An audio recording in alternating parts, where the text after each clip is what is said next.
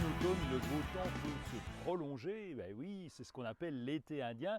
Le gazon continue de pousser, il n'empêche que c'est bientôt l'hiver et on va approcher de la dernière tonte. Alors comment faire? En fonction des régions, avant l'arrivée des grands froids, on va couper une dernière fois le gazon et en plus, nous allons ranger la tondeuse jusqu'au printemps prochain. La dernière tonte est importante pour ne pas laisser le gazon trop haut.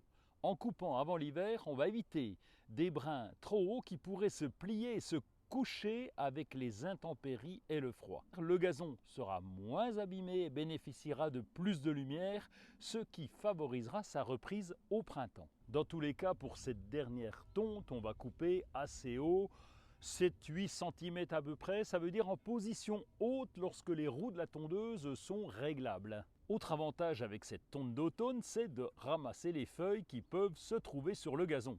Eh bien oui, les feuilles se retrouveront broyées dans le bac de la tondeuse et vous n'aurez pas à les ramasser à la main. Ce gazon et ses feuilles serviront de paillage autour des arbres ou des plantes sensibles comme les artichauts. Rien ne se perd au jardin.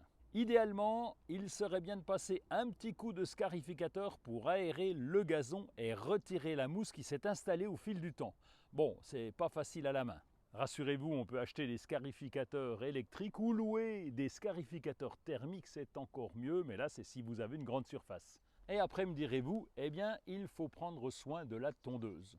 La nettoyer, dessus bien sûr, mais aussi dessous. Le carter doit être tout propre, bien gratté. Il ne doit plus rester d'herbe. Lorsqu'on retourne sa tondeuse pour la nettoyer, le filtre à air doit se retrouver en position haute. C'est important pour ne pas avoir d'huile sur la pelouse. Ensuite, comme chaque année, une fois par an, n'oubliez pas de faire la vidange pour les tondeuses thermiques. Le mieux, c'est de l'emmener chez votre réparateur préféré. Et si vous l'emmenez en réparation avant l'hiver ou pendant l'hiver, eh bien, elle sera fin prête pour le printemps. Bon voilà, vous savez à peu près tout sur la dernière tonte. Maintenant, il nous reste à attendre l'hiver chaud.